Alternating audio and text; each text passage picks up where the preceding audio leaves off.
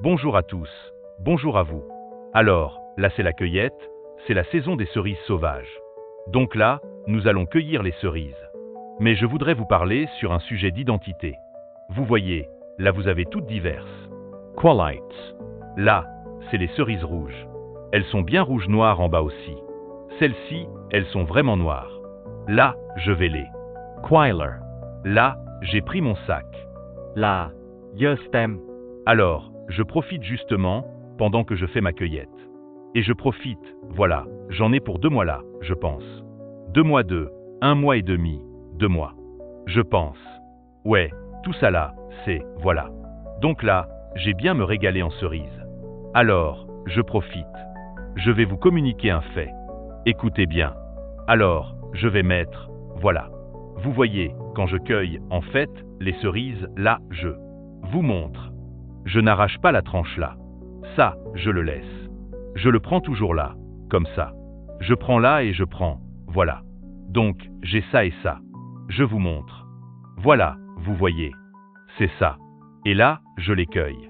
Il ne faut pas couper la petite branche là. Ce n'est pas bon. Vous tuez. Ça, c'est les artères de la continuité de l'arbre.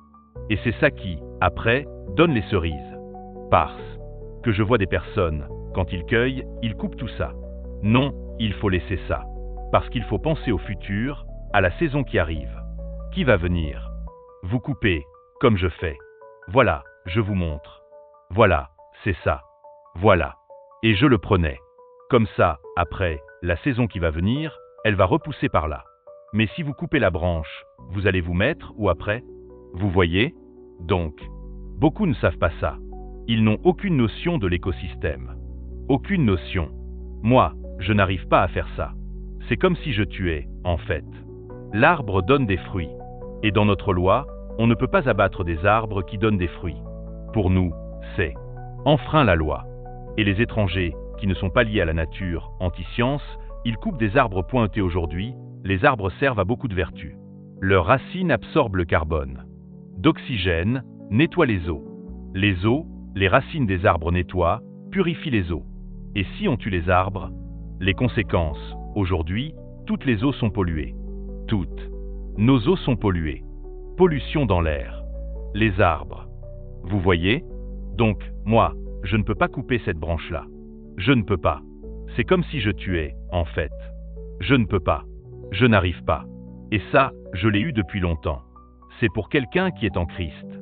Il ne peut pas le faire. En fait. Vous voyez? Là, vous avez d'autres types de cerises. Les jaunes. Voilà. Elles sont moins en protéines. Mais bon, elles sont quand même très sucrées. Voilà. Allez. Bon, je vais vous dire une chose. Un fait. Donc, voilà. J'ai cueilli quelques petites cerises, là. Voilà. Voilà. Donc, on reviendra, au moment donné. Donc, nous revenons. Après, ma cueillette. Alors, nous allons parler ici, nous allons parler ici. Donc, nous étions invités. Dans un panel. Un panel où il y avait un sujet. Le sujet, je veux juste prendre le contexte. Je ne veux pas. C'était un contexte. Je veux vous parler d'un sujet par rapport au contexte. Le sujet était, en fait, tous les bébés meurent. Tous les bébés qui meurent vont en enfer. Ok. C'était intéressant. J'étais curieux d'écouter un peu le panel. Il y avait une quantité de 60 personnes à peu près. Et donc, j'étais curieux de savoir. Mais bon, ça s'est passé un peu. Vous savez comment sont un peu ceux qui sont très sectaires. Mais en conclusion, c'est ce que j'aimerais vous dire. Vous savez, c'est ce que j'ai appris avec le temps. Ne perdez pas votre temps, en fait. Quand vous voyez que cette logique se répète à chaque fois. C'est la science. Mais si j'étais là, dans ce panel, c'est parce qu'il y avait des frères et des sœurs qui étaient là. Pris par ces emprises. Par ces soi-disant hommes de Dieu. En fait, ces gourous pour moi j'appelle. Parce que chez nous, la notion des hommes de Dieu, ça n'existe pas. Chez nous, c'est des hommes responsables. C'est des hommes qui ont une profondeur d'analyse. Des analystes, en fait, scientifiques. Tout simplement. C'est-à-dire qu'ils ont une diversité de riches pour pouvoir étinceler, en quelque sorte, enlever les écailles, pour nous ramener aux lumières et comprendre le présent, et appréhender le futur. Ce qu'on appelle des hommes de science. Tout simplement. On est tous des hommes de science. Maintenant, il y a des degrés. Et c'est en étant ensemble dans l'unité collective, par l'aiguisement, qu'on s'élargit, on se développe en science, et en toutes nos richesses. Alors, en conclusion, ce que j'aimerais dire. Mais nous venons parce qu'au milieu, il y a nos frères et sœurs qui sont emprisonnés. Mais je sais qu'il y a une ou deux personnes qui ont dû entendre ce que j'ai communiqué. Alors, vous savez, la première chose quand je suis venu, je me présente juste par rapport au sujet. Yeah. Dis, voilà, votre sujet est intéressant. J'ai écouté le frère qui communiquait ce sujet. Mais il n'a pas finalisé. Donc, j'attendais d'interagir. Et comme il n'a pas fini, je vois que ça a orienté autre part. Mais par contre, je voudrais, avant de le poursuivre et après interagir. Quand vous parlez de enfer, qu'appelez-vous enfer? Simplement, c'est ma question. Et le modérateur, il me répond, il me dit. Bon, moi aussi, j'ai une question à vous poser. Voyez-vous, déjà, c'est qu'il y a un problème. Pourquoi? Parce qu'en fait, il communiquait des choses et puis il ne comprenait pas. Parce qu'il parlait, en fait, il a commencé à évoquer ce sujet. En prenant des propos sages, je crois, d'un Ecclésiaste ou des proverbes. Que tous, petits ou grands, iront dans un même lieu. Donc, pour ce lieu-là qu'il appelle, en fait, il l'appelle enfer. Or, dans ce contexte-là même, je comprenais en fait ce qu'il voulait dire. Mais je savais, en fait, qu'il y avait beaucoup de confusion. Et donc, le modérateur, il me dit, il m'a aussi une question à vous poser. Quelle est votre confession? Êtes-vous chrétien? Voilà la première chose, déjà, d'un croyant. C'est-à-dire que, ils ont leur paradigme. Quand je dis eux, moi, je suis aussi chrétien, je m'explique. J'ai dit, ok, pour être plus simple, en fait, j'ai répondu, mais ça n'a pas. On n'est pas resté longtemps parce que l'homme de Dieu, qu'ils disent n'a pas pu tenir. Quoi? Donc, en gros, ce que je veux dire, quand on me pose. Maintenant, êtes-vous chrétien? Écoutez, en fait, oui, je suis chrétien primitif. Donc, en fait, chrétien. Après, la personne va se poser la question, mais qu'est-ce qu'il veut dire? Par là, écoute, je suis un chrétien primitif. Pourquoi? Parce que le chrétien là, primitif, authentique, c'était un peuple qui avait une culture. Et avec le temps, les situations, le modernisme, les mots qu'on emploie, chrétien même, commencent à se moderniser et à être traduits, translittérés, ce soit par-ci, translittération, ainsi, de suite, ainsi de suite. Et ça perd sa valeur. Donc, moi, quand je dis que je suis un chrétien primitif, c'est que dans l'histoire, les chrétiens authentiques, c'était un peuple de culture. C'est un peuple de Christ. Christ, en fait, c'est le mouvement. C'est le mouvement divin. Le mouvement où il y a la piété. Toutes les valeurs scientifiques dedans. Et ces peuples étaient arrivés à un contexte où leur Christ était caché dans l'ombre. Et donc, ils étaient voués à un empire. C'était l'empire romain à l'époque. Et donc, du coup, ils ont été voués à cet empire, cette domination. Et il y a eu dans leur unité, il y a eu une unité collective, il y a eu un libérateur qui est venu, qui a étincellé, en fait, cette connaissance pour engloutir l'ignorance. Et de là, maintenant, leur Christ a été élevé. Et je suis de ce peuple-là, en fait, culturel. Donc, ce n'est pas une forme de religiosité, c'est une culture, ce peuple de Christ. Et maintenant, on regarde de l'extérieur, on les a appelés des disciples de Christ, donc des christianos, qui, aujourd'hui, c'est venu avec le temps, chrétien. Vous comprenez? Donc, je suis un Christ primitif. Oui, en fait, c'est romanisé, en fait.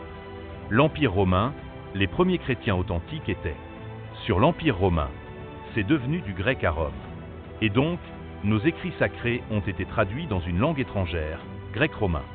Donc, les Grecs romains étaient une civilisation yaphétique. Ce peuple yaphétique était Cham, ça veut dire mélanine. Quand je dis Cham, KM, mélaniné. Et quand je dis Kamat, c'est KMT, terre de mélaninés. Ils étaient Kama. Donc, ce que vous voyez, en fait, en Europe, il n'y avait que des Cham, des peuples mélanodermes. Les leucodermes, c'est-à-dire le revêtement cheval pâle que nous révélait la lettre historique du début IIe siècle, que vous voyez là, ils sont venus après fond dans ce peuple indo-européen, cette civilisation gréco-romaine. À l'époque de Pilate et Hérode, par exemple, Hérode, l'Hérodien, était un Édomite du mien. Édomite et Pilate étaient un gréco-romain. Donc, voilà, un romain gréco. Et lui, il avait donc dû. Sans mélange. C'était un locoderme. Mais à l'époque, ils avaient déjà fondu bien avant. Pilate est le résultat de ce métissage de fond. Donc, c'est-à-dire que le peuple véritable indo-européen, gréco-romain, était des mélaninés. Et donc, ce que vous voyez aujourd'hui, c'est un peuple locoderme, c'est-à-dire basse fréquence, phéomélanine qui, par les guerres, par les viols, a fondu dans ces peuples indo-européens qui étaient de la civilisation gréco-romaine, comme par exemple, quand vous voyez Louis XIV, était un cam. Louis XIV, vous voyez des Louis XIV, qui encore, par exemple, comment il s'appelle celui-là qui a mis en place cette Bible? Romaini-Sitla. Constantin était un mélaniné, cam, mélaniné, il y en a encore plein comme ça. Et donc après, il y a eu le métissage, des choses comme ça qui sont venues. En gros, pour les premiers chrétiens authentiques, ils ont, après Titus, ils ont fui, ils ont fui, parce qu'il y avait le génocide, il y avait la peur, ils ont fui.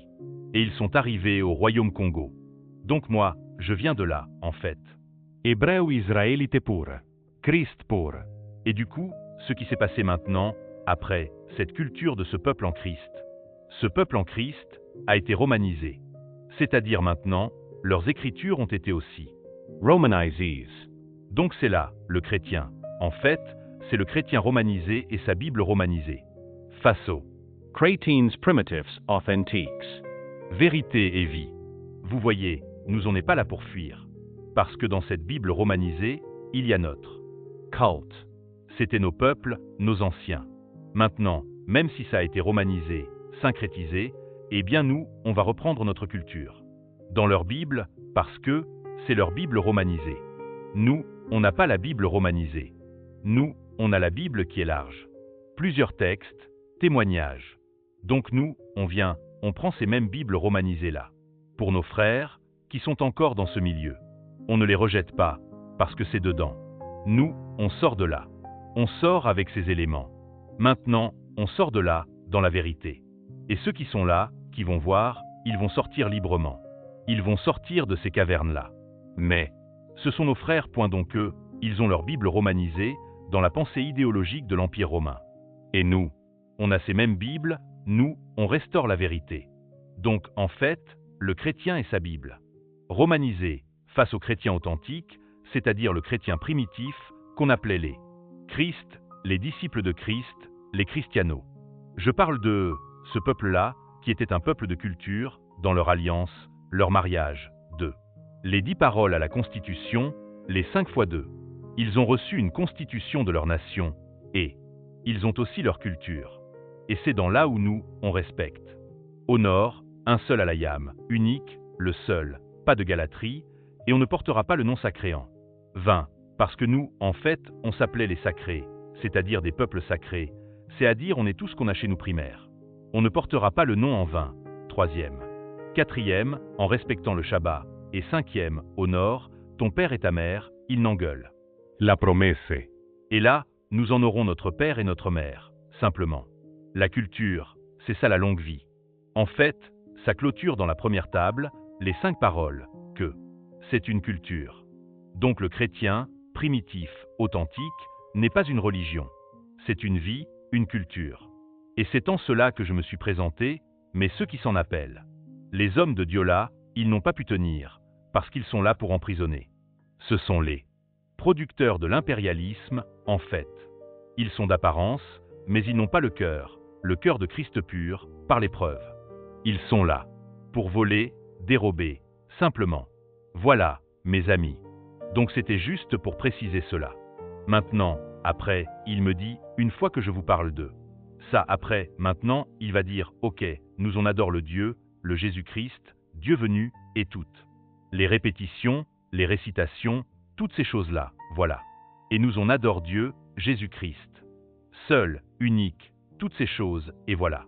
Et vous voyez déjà, le fait de dire que je suis chrétien maintenant, comme ils sont dans le chrétien du christianisme, c'est-à-dire le chrétien romanisé par le modernisme, donc du christianisme, avec leur Bible romanisée. Donc du coup, maintenant, dedans, au lieu qu'ils soient, qu'on demeure fidèle aux chrétiens primitifs, antiques, le peuple culture, Ce sont mes frères, et donc, lui maintenant, il nous parle maintenant des choses divisées dans leur christianisme. Donc, il va savoir, c'est donc la division. Vous voyez? Au lieu qu'il soit, c'est un chrétien, mais non, il dit, c'est encore la division. J'ai répondu, il me dit, ok. Moi, j'ai dit, vous savez, pour être catégorique, deuxième chose, je ne crois pas en Dieu, mais je vis en Dieu. Je n'adore pas Dieu, mais j'honore notre adoration. Vous comprenez? Vous, un croyant croit en Dieu, un croyant adore Dieu. Le fait déjà de dire qu'un croyant croit en Dieu, c'est un problème. Parce que croire, c'est prendre, accepter, sans vérifier. Donc, au vu du temps, comme les mots sont pervertis, en transgénération, et du coup, on perd les valeurs. Et donc, au lieu qu'on est dans un bon culte, dans une culture, ce qui se passe, c'est que ce culte a été syncrétisé, et donc, du coup, on tombe dans l'abstraction, dans le piège. Et ce qui se passe, parce qu'on est croyant, on ne vérifie pas, comme les chrétiens des bérets authentiques. Donc, nous, on ne croit pas en Dieu, on vit en Dieu. Maintenant, on définit Dieu qui est la force vitale dans nos membres intérieurs. Et maintenant, on n'adore pas Dieu, en honorant notre adoration en Dieu. Est-ce que vous comprenez? Parce que beaucoup se posent la question, comment c'est qu'ils n'adorent pas Dieu? Oui, on n'adore pas Dieu. Parce que le fait de dire qu'on adore Dieu, vous dissociez la tête et le corps. Vous dissociez le Créateur, si vous voulez, ou la créature. Vous dissociez le président et le peuple par le Parlement. Or, c'est indissociable, c'est-à-dire la tête et le corps sont un. Donc, quand vous parlez de Dieu qui est la force vitale, la science qui est en vous-même, et dont vous représentez la force vitale, donc vous êtes des dieux de nature du corps, de la tête. Donc, quand vous dites qu'on adore Dieu, c'est faire en fait, dissocier, c'est faire en fait une idolâtrie.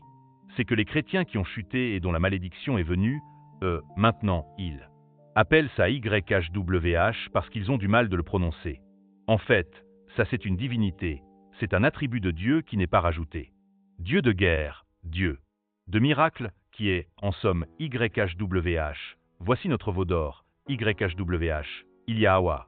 Aujourd'hui, ça en fait, tout au long des Écritures, on a marché avec cet attribut de Dieu, mais c'est pas l'essence même, c'est pas même celui qui dont doit nous-mêmes le représenter. Donc YHWH, donc c'était en fait un Dieu, donc c'est devenu en fait de l'idolâtrie, et en offrant le deuxième commandement, ça veut dire pas d'idolâtrie. Mais si tu honores l'adoration, le seul, l'unique, tu peux pas tomber dans l'idolâtrie. Voilà pourquoi quand on dit « nous on adore Dieu », Jésus-Christ, l'unique, le nucle, le seul, comme toutes les récitations qui veulent des dogmes du Catholicism. Nous, on n'adore pas Dieu. On honore notre adoration en Dieu, en la science vitale. Maintenant, c'est quoi adorer? Adorer, c'est rendre un culte. Ah, c'est quoi rendre un culte? On rend notre corps comme un sacrifice vivant. C'est un culte. Raisonnable, bon, agréable et parfait. Donc, on rend notre culte véritable. Est-ce que vous comprenez? On rend notre culte. Donc, qui? Quel est ce corps sacrifice vivant? C'est nous-mêmes. On a les entrailles, on est Dieu. Et Dieu est éternel, immortel. On a des diversités. On connaît au fur et à mesure, en partie, et on avance. On a nos frères. Entre nous, on a des richesses. Entre les sœurs, on a des richesses. Voilà. Donc, on n'adore pas Dieu, parce que nous-mêmes, on le représente. Donc, on honore notre adoration en Dieu. On honorait notre adoration, tout simplement, en la science vitale. On ne croit pas en Dieu. On vit en Dieu. On vit cette représentation, manifestation, charte, demonstration. On le vit. On ne dissocie pas, en fait. Ce sont maintenant les gens du séjour qui viennent, qui aiment ça. Ils viennent, ils apprennent de nous, à leur niveau à eux, à leur diversité, dans l'ordination. Donc, nous, on n'est pas là pour adorer. Ceux qui disent « je vais t'adorer », ce sont des croyants. Adorer Dieu. Donc, ils voient un Dieu dissocié en eux, un gros père barbu ou quelqu'un, une divinite. Non, nous, c'est nous-mêmes. Donc, on honore l'adoration en notre science de vie vitale.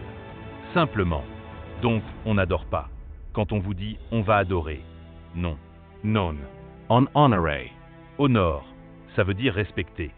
Honore notre mariage. Honore notre adoration en notre science. En Dieu, Force vitale. On ne croit pas en Dieu. On vit en Dieu. Voyez, Et ça, on sort de la croyance à la vie. Et pour atteindre la vie, il faut le chemin, la vérité. Beaucoup adorent Dieu, oui, en esprit, mais pas en vérité. Donc, du coup, ils n'adorent pas. On honore notre adoration en notre science de vie. Donc, voilà pourquoi les bergeurs disaient quoi? Vous honorez votre culte sans comprendre ce que vous dites. Donc, on adore Dieu en esprit et en vérité, mais vous ne connaissez pas ce que vous rendez en culte. Donc, du coup, c'est la religion. Mais nous, on connaît, on sait en qui on rend notre culte. Donc, on honore notre adoration en Dieu, notre science de vie vitale. Et on ne croit pas en Dieu. On vit en Dieu. Voilà un représentant. Voilà un Dieu. Voilà un homme qui sait qui il est, qui se connaît pour mieux aimer, aimer les autres, son prochain et vivre en sa science de vie et honorer notre adoration, notre science de vie qu'on appelle Dieu. Salutations à tous. salutations.